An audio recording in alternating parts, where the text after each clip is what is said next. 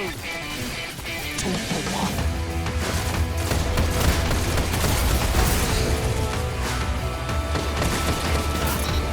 You have my respect, Hunter. 2 for 1. Triple down.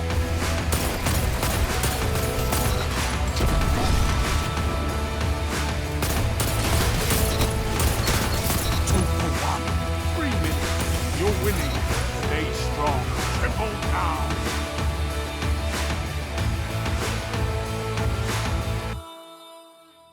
Ladies and gents, my name is Xander, aka Deicide, and in this video, we're going to discuss and review my top 5 PvP weapons for the competitive playlist. And to be more specific, this is not, I repeat, not going to include weapons that you get as pinnacle rewards. And so this includes the Recluse, the Luna's Howl, and the Not Forgotten, and so none of those weapons are going to be looked at for this particular list, because the whole goal of this idea and this list is to make sure that we're working towards 2100, and these top 5 weapons are surely going to get you to that level. Excluding those weapons that I just mentioned, what this is going to include is pretty much everything else, and this is going to look at exotic weapons, kinetic weapons, special weapons, and all of the above. But what I'm also going to do is I'm going to give you each and every single place finishes counterparts via kinetic and energy slots respectively. So for example, say there's a kinetic hand cannon that I know for a fact is going to do fantastic, but you may not want to use that and you want to use something different, then I'll give you an energy counterpart that's very, very close to it, and so you guys will then have a fully comprehensive list as to what you do and don't want to use for those slots based on your personal preference and playstyle. The only other thing that I want to mention here is some of the criteria that I used to make this weapons list. And so to make sure that we're all on the same page, I'm looking at weapons that are going to be the easiest to use, how easy that they are to obtain, and lastly, their lethality factors. And so in coupling all these things together, we're going to get this list that you guys are about to see right now. And so the only thing left to do is to just hit that notification button, and let's jump right into the video.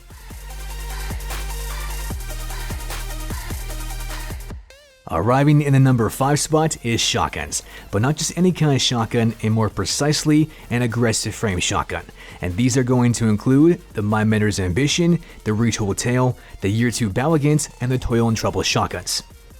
If you're looking for a great energy shotgun, the My Mentor's Ambition and the Retool Tail are going to be fantastic. And you can get the My Mentor's Ambition from the Hollow Layer Nightfall Strike, whereas you can get the Retool Tail from Dreaming City activities.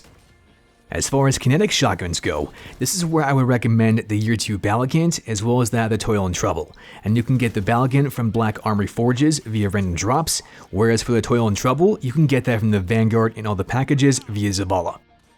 Now the main reason why I love aggressive frame shotguns is because these things have a severely high impact, and on top of that, they have a pretty darn good range factor that is almost always going to allow you to hit at a minimum range distance of probably around 8 meters. If you add in some additional perks, then that's when these things could potentially not just down you at 9 meters, but maybe even 10. And so the things that we're looking for in terms of the weapons perks is rifle barrel, small bore, corkscrew rifling, accurized rounds, light mag, slide shot, snapshot, quick draw, full auto, rampage, moving targets, and of course, if we happen to have some really good RNG, a range masterwork. Speaking of range, all the perks that I just mentioned is what we're trying to have increase, and that is, of course, range. And so whether you have rifle barrel, small bore, or corkscrew rifling, those are all then going to increase the weapon's range by 10 or 5 respectively, whereas accurized rounds and light mag is also going to do the exact same thing by increasing the range by 10 and 5 respectively once again.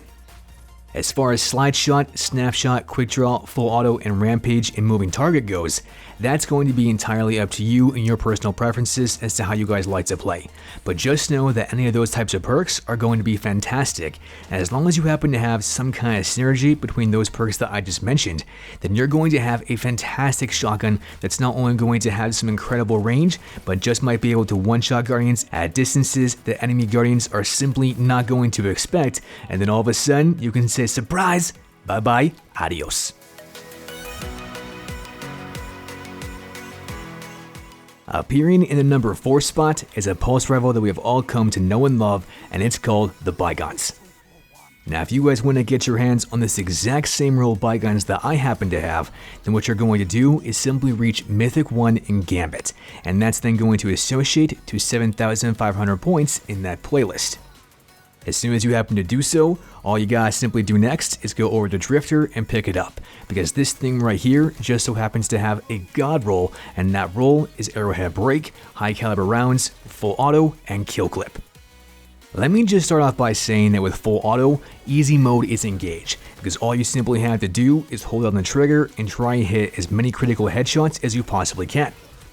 This is only going to be made even easier because of arrowhead break, and that's because what this thing does is it not only gives a 10 plus in handling speed, but it's also going to give you a plus 30 in the weapon's overall recoil direction, and that's then going to associate to a recoil direction at 99 out of 100.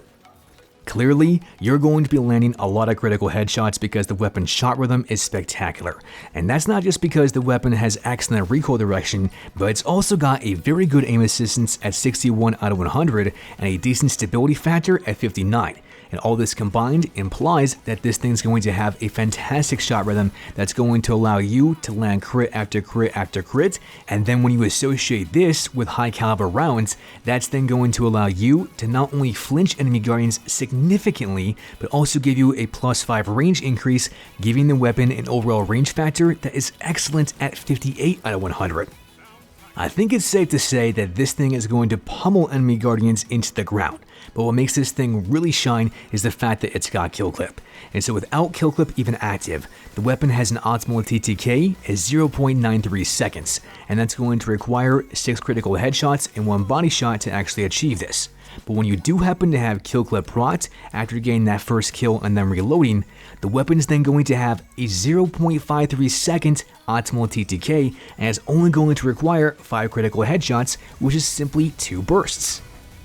After hearing that information, I think it's a fair assessment to say that this thing's lethality factor is going to be skyrocketing through the roof. But not just that, its ease of use and being able to obtain it is quite easy. And so to you deislayers, I say that this Bygones is going to eradicate, decimate, and obliterate every single guardian in your path.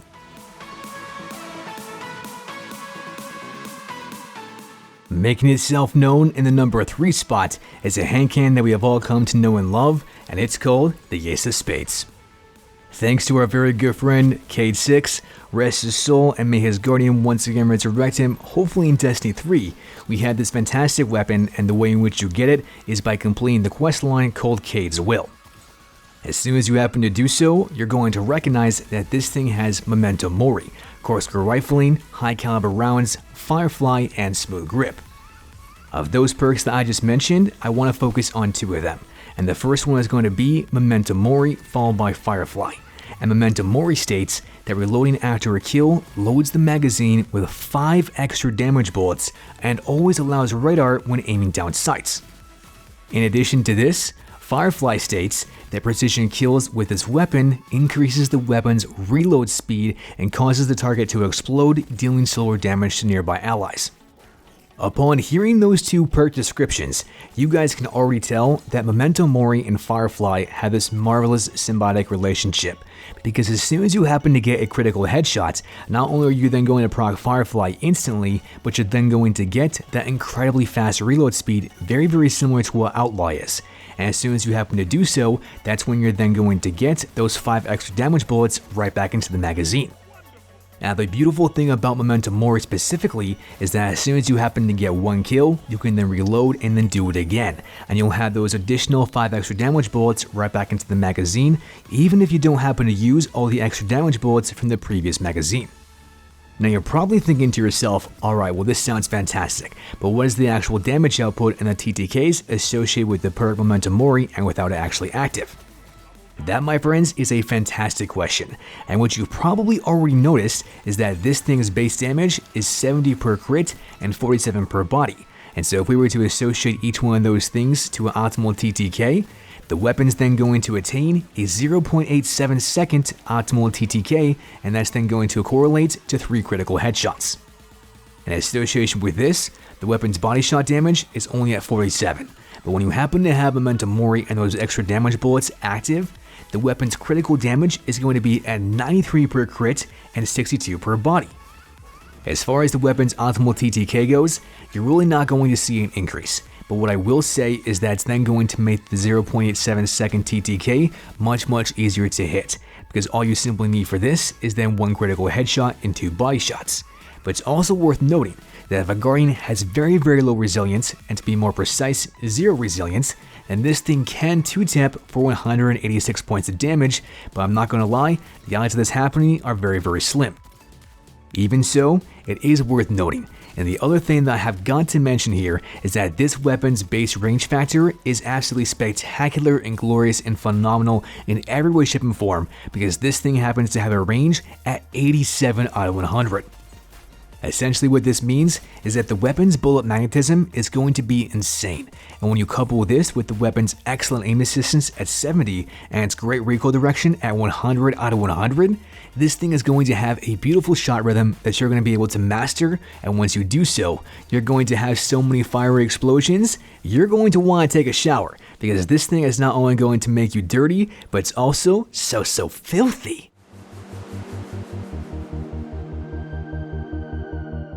Inserting itself into the number 2 spot is a hand cannon that is so iconic all the way from back in the days of Destiny 1, and it just so happens to be called the Last Word. Now if you guys want to get your hands on this thing, then what you've got to do is you've got to complete the quest known as the Draw. But once you do so, you're then going to recognize that this thing happens to have fan fire, corkscrew rifling, accurized rounds, hipfire grip, and texture grip. Of all those perks that I just stated, we gotta focus on 2 of them. And the first one that we're going to analyze is Fanfire, because Fanfire states that this weapon can be fired quickly and continuously, but also gives faster reload and increased accuracy on successive hipfire damage. Not just this, but hipfire grip is going to synergize beautifully with this perk, because it states that the perk increases the weapon's accuracy and stability when firing from the hip. Obviously, you guys can tell from right there that these 2 perks go hand in hand. But what I will say about this weapon is that its biggest downfall is the fact that this thing has ghost bullets like no one's business. For those of you that don't know what ghost bullets are, it's actually the exact same thing as what the bloom effect is. And so I'm not going to discuss this now because I've actually discussed this in an entire video on how to use the Last Word, and so I'll link that for you guys up in the top right hand corner of the screen. But just know that if you are a little bit confused as to what that is, I explain everything there and I got your back. Knowing that, the excellent thing about this weapon is that it has one of the best optimal TTKs and body shot TTKs out of any other weapon in the entire game. And so to know these 2 things, we had to know the critical damage is at 68 points of damage, whereas the body shot damage is at 51. By evaluating both these values, we then get the weapon's rate of fire to be at 225 rounds per minute, making it the fastest rate of fire hand cannon in the entire game. But not just this, the weapon's optimal time to kill is going to be at 0.53 seconds, and it's going to require 3 critical headshots to attain that. But even if you happen to hit body shots and body shots alone, it's only going to take 4 body shots, and that's then going to be equivalent to the weapon's body shot TTK at 0.8 seconds. I don't care how you look at this thing, and despite its characteristics and its flaws via that bloom effect and ghost bullets, this Last Word is still one of the best hand cannons in the entire game. And once you really grasp on how to use this thing via aiming down sights and hip firing and pacing your shots, then that's when this thing is really going to shine and make enemy guardians baffled to the extent that they're not going to know what the heck just hit them, probably making them think that you're the Tasmanian devil, chewing them up and spitting them out, saying nom nom nom nom nom.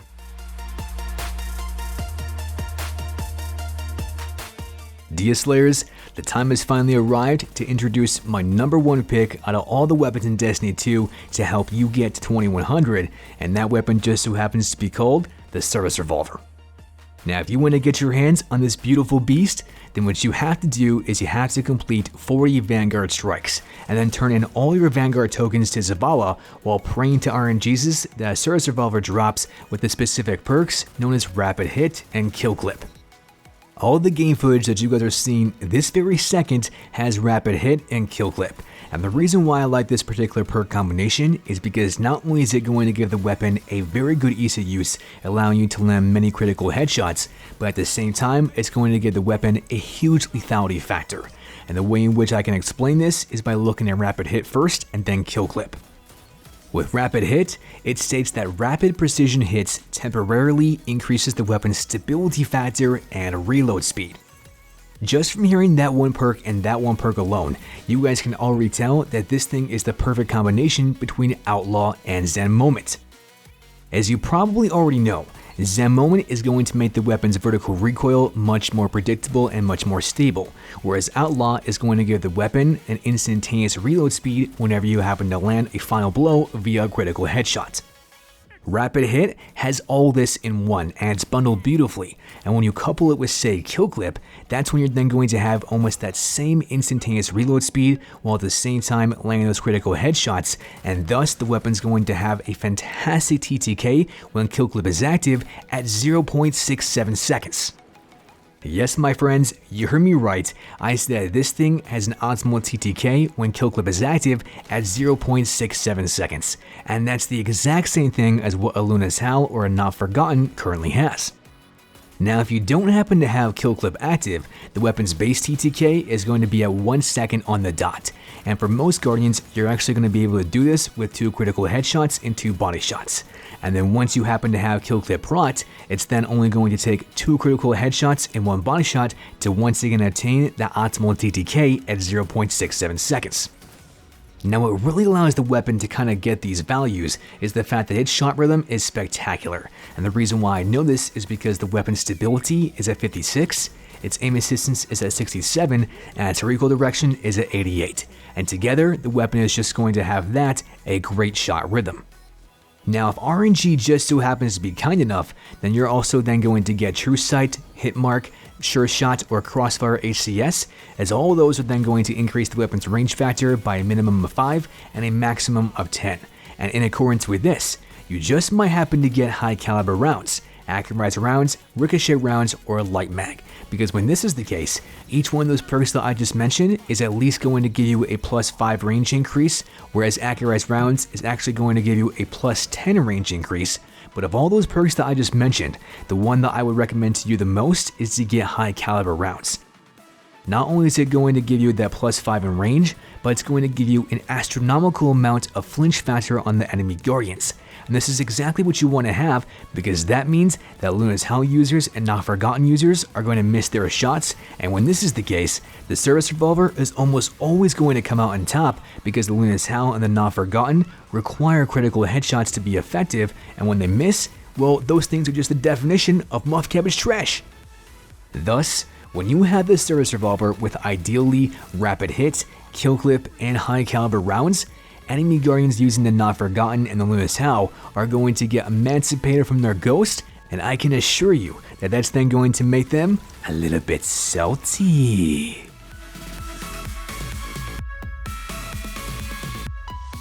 Ladies and gents, there you have it. And now you know my top 5 PvP weapons that I would use in comp and also to get you to 2100, aka Fabled. The only other thing that I want to mention here is just some of the alternate weapons that I would suggest to you guys if you don't want to use one of the ones that I just mentioned, since it's going to be in the kinetic and you might want to use something in the energy and so on and so forth. And so for all you guys out there who don't want to use the bygones, its perfect energy alternative is the legendary pulse rifle known as the Last Perdition, and you guys can actually get a fantastic roll from Shax this very second. As far as the Last Perdition and the bygones go, they're going to have the exact same rate of fire and thus the exact same archetype. But not just this, they're then going to have very similar TTKs. And the only real difference from the one that Shax is selling and the bygones that the Drifter has is that that one happens to have kill clip, whereas this Last Perdition happens to have rampage. Currently, you're seeing some game footage of this exact weapon being used this very second. But what you have also seen some game footage of is the Killed Orchid, and its counterpart is something that you might not think, but it's very applicable, and that's the Ace of Spades. The reason why I believe that the Killed Orchid is a fantastic replacement for the Ace of Spades is because, of course, it's an energy hand cannon, but not just that. It's in the exact same archetype, and it also happens to have very similar TTKs even when you happen to have a Memento Mori active, because if that's the case, this Killed Orchid can once again roll with Kill Clip and Rampage. And when this is the overall scenario, then it's going to have that exact same 2-tapping potential at 0.53 seconds. As far as the Service Revolver goes and its counterparts, I think that the most obvious choice here is to use the Trust hand cannon, and once again, that's from Gambit. But the main thing that you're going to have to look for on that weapon is explosive payload. And the reason why I say this is because even though explosive payload is never going to increase the weapon's overall TTK factor, what it is going to do is make enemy guardians flinch like there is no tomorrow. And once again, going up against someone like that of a Luna's Howl or a Not Forgotten, they have to land their critical headshots. And if they miss it, then those things are just the definition of garbage. And so to you I say, that a Trust with explosive payload is going to do fantastic against those types of weapons just the same way that a Service Revolver does. But just know that the Service Revolver is still far above that of the Trust hand cannon only because it can have a very high lethality factor with flinch capability, and that cannot be said for the Trust. With that, deislayers, I've got nothing else left to say, and so to you I open up the floor, and by all means, let me know what you guys think about not just this top 5 list, but the weapons counterparts via their energy or kinetic slots, and of course, all the competitive weapons that you guys are using to reach Fabled, aka 2100. Lastly, be sure to watch the newest, check the latest, and share a comment like on social media because you are the greatest. That's pretty much all I've got for you as of right now, deislayers, and as always, GG TNT.